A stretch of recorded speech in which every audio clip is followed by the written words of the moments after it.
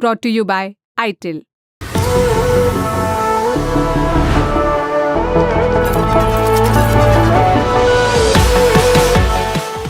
साल 2016 उत्तर प्रदेश के आजमगढ़ में जश्न का माहौल था। जश्न क्योंकि उनके जिला अधिकारी यानी डीएम साहब तत्कालीन मुख्यमंत्री अखिलेश यादव से मिलकर शहर वापस लौट रहे थे। लेकिन ये जश्न इस बात का नहीं था कि डीएम साहब सीएम से मिलकर आ रहे हैं। इस जश्न की वजह खास थी। दरअसल डीएम साहब एशियन गेम्स में गोल्ड मेडल जीत कर आ रहे थे।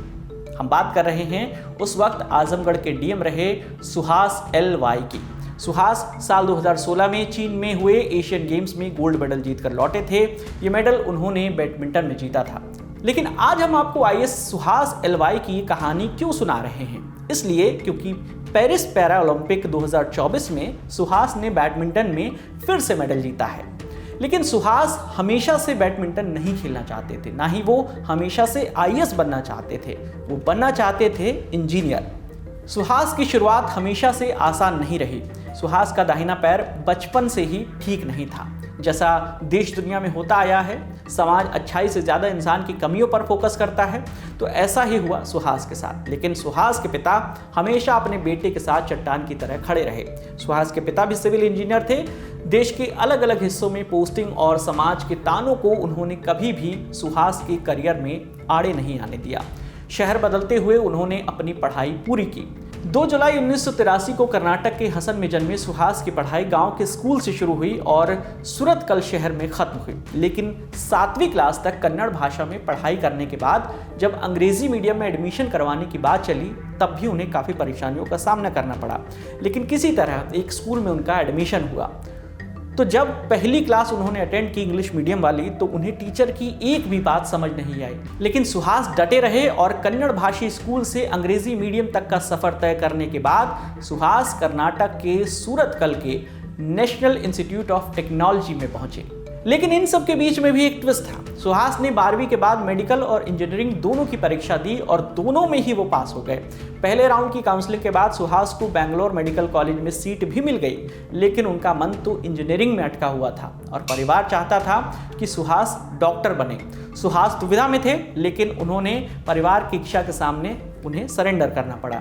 घर में मुंह लटकाए बैठे सुहास को उनके पिता नोटिस कर रहे थे और जब उनसे रहा नहीं गया तो उन्होंने सुहास से कह दिया, जा बेटा जी ले अपनी ज़िंदगी।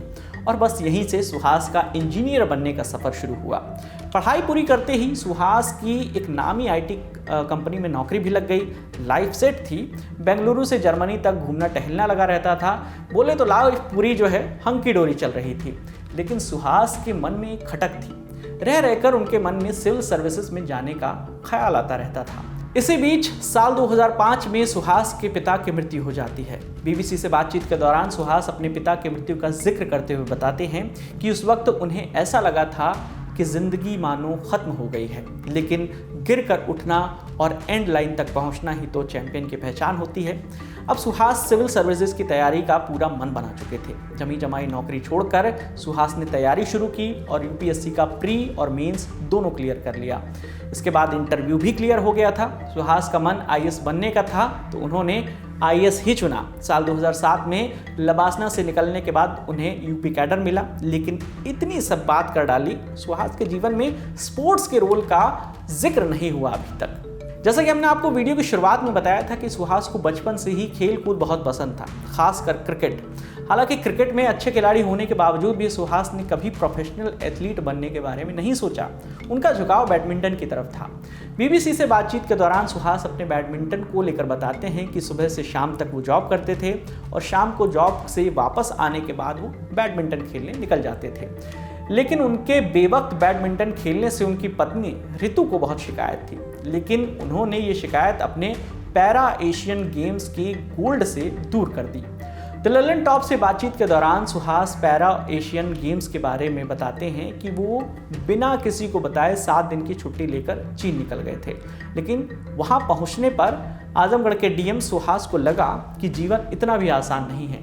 अपने पहले इंटरनेशनल टूर्नामेंट के पहले ही सेट में सुहास हार गए और दूसरा सेट भी 12-9 से विपक्षी प्लेयर की ओर ही जा रहा था। लेकिन इसी स्कोर पर मिले ड्रिंक्स ब्रेक ने सब कुछ बदल दिया।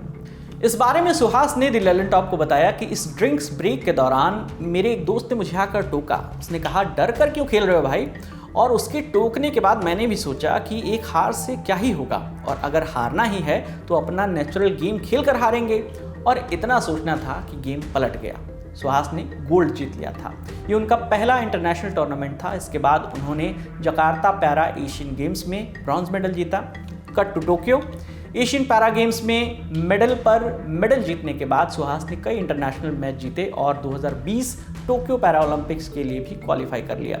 टोक्यो पैरा ओलंपिक में वो सिल्वर मेडल लाए। टोक्यो के फाइनल में उनका मुकाबला हुआ था फ्रेंच के शटलर लुकास मजूर, उनसे वो हार गए थे। इस साल फिर 2024 में भी वो पेरिस में आयोजित पैरा ओलंपिक्स में गए। इस बार बैडमिंटन में विश्व के नंबर 1 खिलाड़ी बनकर गए थे और यहाँ उन्होंने भारत के पाले में एक सिल्वर मेडल डाला। लेकिन वो अपनी इस अचीवमेंट से खुश नहीं थे। मीडिया से बातचीत करते हुए उन्होंने बताया कि निराश हूँ, पेरिस से उन्हें गोल्ड की उम्मीद थी। उन्होंने कहा कि दुनिया का नंबर 1 खिलाड़ी और वर्ल्ड चैंपियन बनकर आने के बाद मुझ पर काफ़ी प्रेशर था, लोगों को मुझसे काफ़ी उम्मीदें थीं। मुझे खुद लगा था कि मैं यहाँ अच्छा परफॉर्म करूँगा। मैं भी चाहता था कि मैं गोल्ड मेडल जीतूँ। उन्होंने बताया कि सिल्वर मेडल जीतना उनके लिए मिक्स फीलिंग थी, लेकिन खेल तो हार जीत का नाम है, सराहना तो खिलाड़ी के जज्बे की होती है। इस पूरी खबर पर आपकी जो भी राय है आप हमें कमेंट सेक्शन में ज़रूर बताइएगा। आपके लिए तमाम जानकारी लेकर आए थे हमारे साथी आर्यन। मेरा नाम है विकास वर्मा। देखते रहिए द ललन टॉप। शुक्रिया।